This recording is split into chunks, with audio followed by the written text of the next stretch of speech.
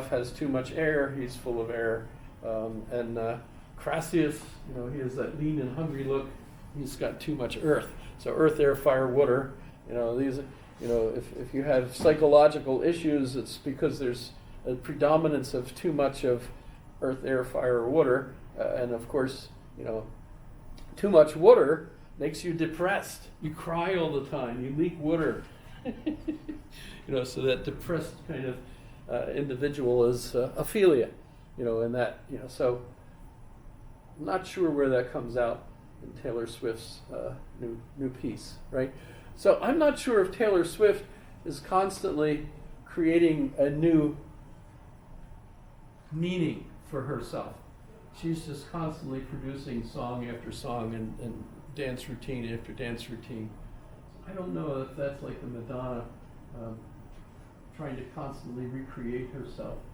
Does that make sense? I feel like what she's doing is constantly trying to put out as much stuff as possible on a schedule so she can get her millions of dollars. Billions. She has 6 writers, and that new album's garbage. And she put out 26 variants of the CDs. That means you can buy 26 different versions of the album. Why do you think she's doing that? Where do you buy For CDs? For the love of the art? You buy them on her website for $60. That's where you buy them. Really? She's not talking about her exes all the time. At least her songs were good Once back you then. get them, how do you play them? You still have CD players? I don't actually think the Swifties are genuinely thinking that far into the future. Oh, okay. I mean, I have a ton of CDs at home, and the only place I can play them anymore is my old computer, and because it has a CD player. You have a CD player? Do you have one in your car? I do, but I use KLEF all the time. Do new cars not have CD players? No. That's so sad. It used to come with this little thing where you could plug in something, like a aux jack, but they don't come with that anymore. Everything is Bluetooth. I've Some been- of our still do have CD players. Some still. Yeah, we have like a 2020 that has a CD player. So. My wife's 2003 has a CD player. In fact, when we got the car, I referred to it as Donna's CD player because it had a CD player. It's a Honda Pilot. However, I also have DVDs, and that one old computer is the only place where I can play DVDs. Although I did buy one of those little DVD drives that you could plug into a regular a new computer, and you could put a DVD in it, but basically the one of the movies that I wanted to see was the new Napoleon movie, and I could not figure out how to see it. Amazon Prime, Apple TV. You have to, I must yeah, own you like- have to stream it. I know, I must own like 75 movies Uh-huh. in there. I sold all my DVDs a long time ago. My problem is I don't spend money on stuff like that. It's cheaper than going to the movies nowadays, I'm telling you what. I've thought of, I actually tried Yeah, all finding your it, family can watch it for the playing in a same price. movie It's great. theater, and it was done by the time I was looking for it. But that would have been neat, but that's all right. That's not that important. But so, Nietzsche is exciting. His writing drives people crazy. Jordan Peterson lately is on a kick about reading Nietzsche, and he argues that in one of his books that he's reading Beyond Good and Evil. What happens, when you're in a society where, the old morality is, at least according to him, something we should discourage. I mean, we shouldn't care. We shouldn't have so much empathy for the poor people. Think about, really, if you think about it, the people like Steve Bannon and others that are behind the current Trump administration are very much like Nietzsche in their thinking, right? You know, we should just have the rich, you know, even if it's only 0.1% of the whole population, they're the ones that really make, you know, everything happen. You know, if you're giving out all your money to the poor, that's just a waste, etc. However, beyond good and evil is recognizing that good and evil are not black and white issues. You know, it's not clear that these things are good and these things are evil. It depends on your narrative and your point of view.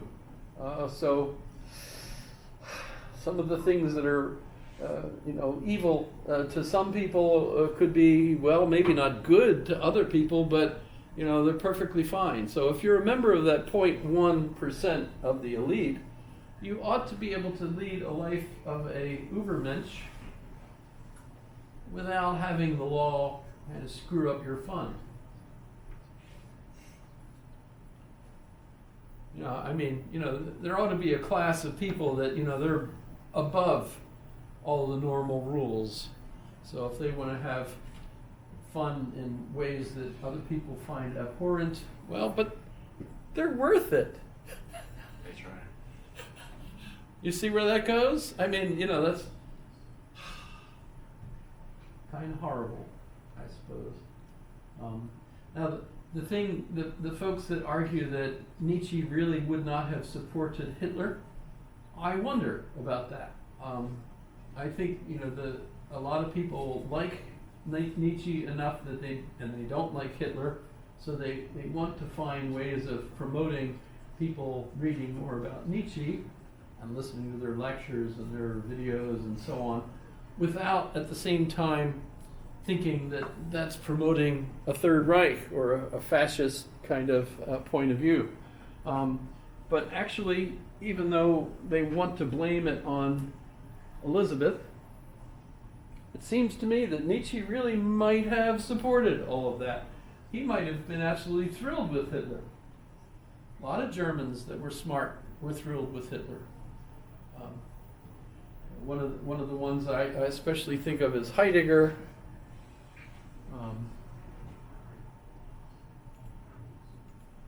Where I don't really have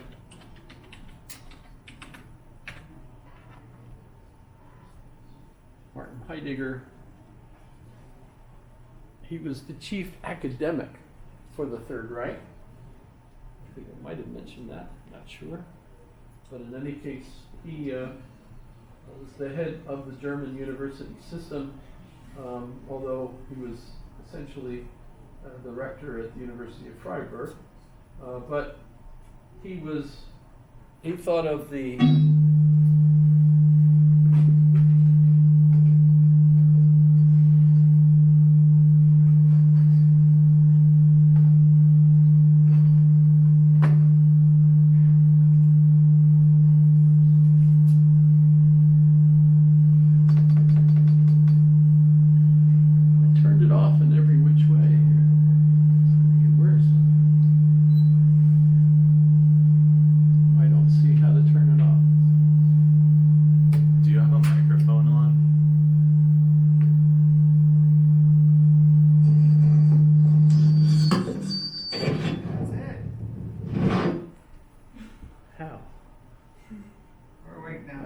see a button for it.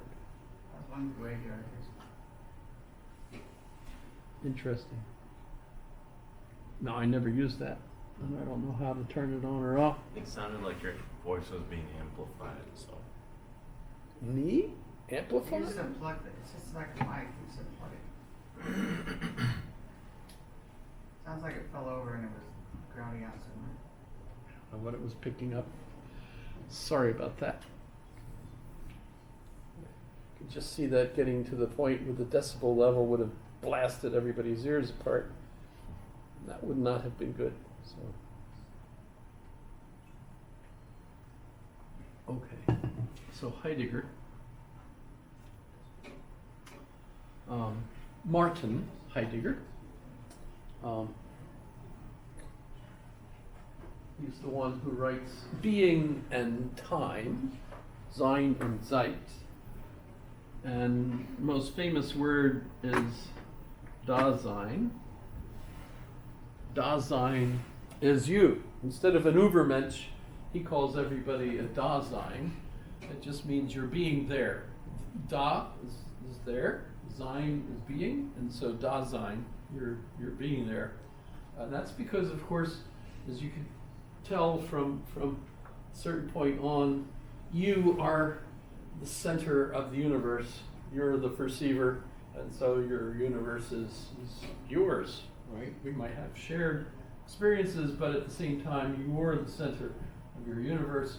And so for Heidegger, you're Dasein. That's all that is, really. Although folks make all kinds of stuff out of that. He's also considered to be an existentialist, phenomenologist. His teacher was Husserl. Husserl is known as the phenomenologist, who took that and basically argued that our job, once we're convinced that all there is phenomena, is to just do a study of phenomena. And if we're trying to figure out how phenomena works, what we have to do is just kind of write down everybody's experiences. So phenomenology, in that sense,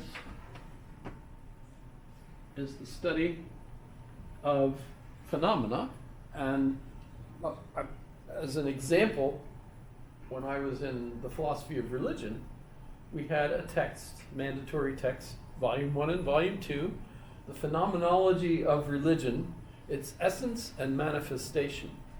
And what the volume by George Vanderloo and what the 2-volume set was all about was just describing the experiences in religious narratives of people from all different societies.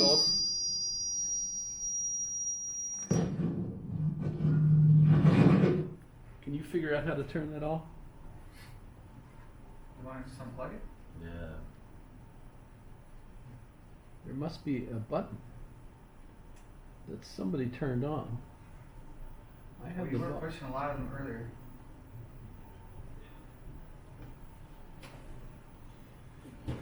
Auto image, Blu-ray. I don't see a button for it. There's little things down here, but they don't really switch. So, is there a button on it?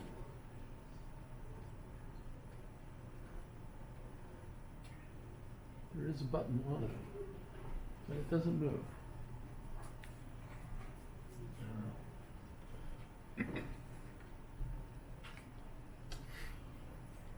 Hopefully it'll stop. Stop it. That'll do it. Doesn't work with my dogs either. So phenomenology. But Heidegger was the head of the Third Reich academic wing. By the way, he fired his mentor Husserl because he was Jewish. Wanted to demonstrate he's a good Third Reich kind of person. But he clearly thought he would be like Stephen Bannon and control this Hitler kind of fella.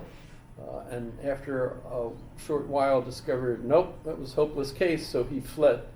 And he went and hid out in Switzerland, well, actually southern Germany, in Toten-Amberg, a little cabin. He just stayed there the rest of the war. He was still arrested after the war was over and put in jail for about 5 or 6 years. But then he was let out and he went back to teaching at universities. And I think I mentioned that Jean-Paul Sartre's book, Being and Nothingness, is a response to his book, Being and Time.